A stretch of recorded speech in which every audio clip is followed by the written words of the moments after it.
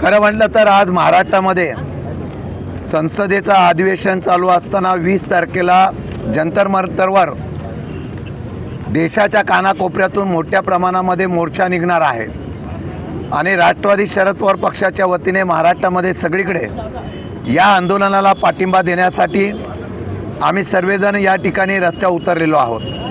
खरं म्हटलं तर देशामध्ये ज्या प्रकारे हुकुमशाही चाललेली आहे, आम्ही फक्त इतर राष्ट्रामध्ये बघत होतो।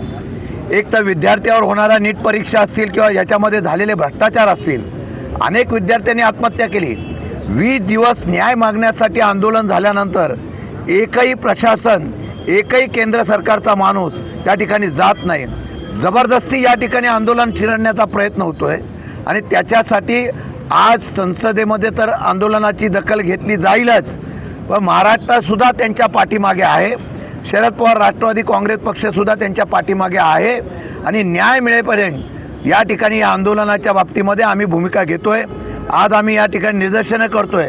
माझी विनंती आहे देशाच्या सगळ्या युवकांना आणि सगळ्या जनतेला की आत्ताच जर हा आंदोलनाची तीव्रता वाढली नाही, आपण आत्ताच क्रांती केली नाही, अनेक राष्ट्रामध्ये उद्रेक झाला, उठाव झाला, आंदोलनं चिरडल्यानंतर सुद्धा जनतेने आंदोलन हातामध्ये घेतलं।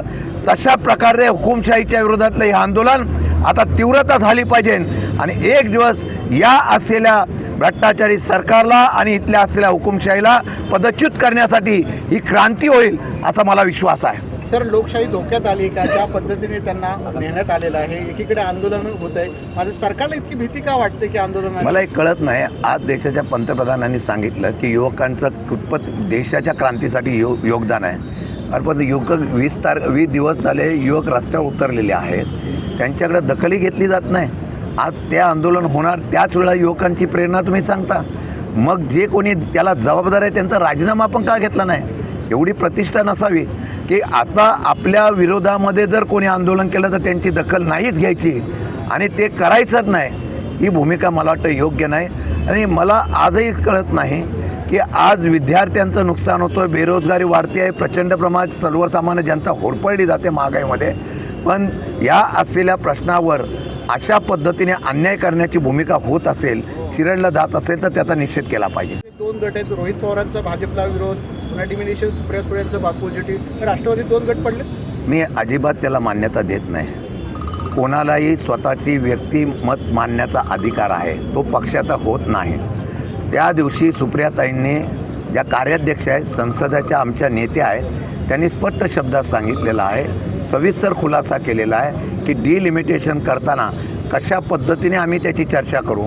डिलिमिटेशन आमच्या समोर येऊन द्या, ते डिलिमिटेशन समोर आल्यानंतर मग त्याच्यावर त्याची सरकारची किंवा केंद्र सरकारची किंवा सत्तेमधल्या पक्षाची कशी भूमिका आहे ती बघितल्यानंतर आम्ही निर्णय घेऊ। आमची अधिकृत अशा प्रकारची जे काही विश्लेषण असेल, जे डिलिमिटेशनच्या बाबतीमधली भूमिका असेल ती सुप्रियाताईंनी स्पष्ट केलेली आहे, ती पक्षाची भूमिका आहे। वैयक्तिक कोणी काय भूमिका दिली आहे याच्याशी त्यांची वैयक्तिक भूमिका, ते माझ्या पक्षाचे सहकारी नेते आहे, पण तो अधिकार जो आहे आमचा, तो अधिकार पक्षाच्या असलेल्या अधिकृतपणाने जाहीर केलेला असेल, त्यामध्ये कुठल्याही प्रकारचं दुमत नाही, कुठल्याही प्रकारचा एकमेकांचे विसंवाद नाही।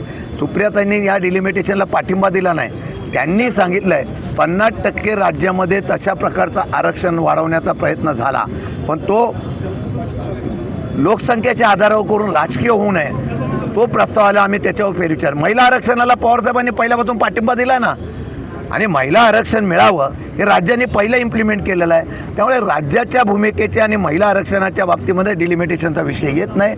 महिला आरक्षणाला आमचा पाठिंबा आहे, कालही होता आणि आजही आहे।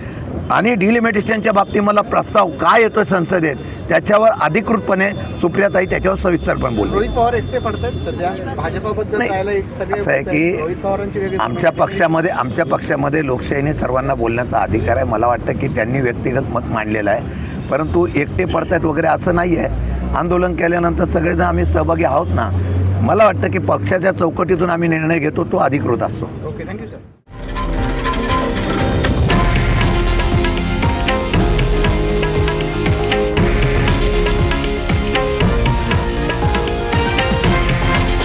हे आहे देशातील नंबर 1 न्यूज नेटवर्क आणि आपण पाहत आहात TV9 मराठी, एकमेव।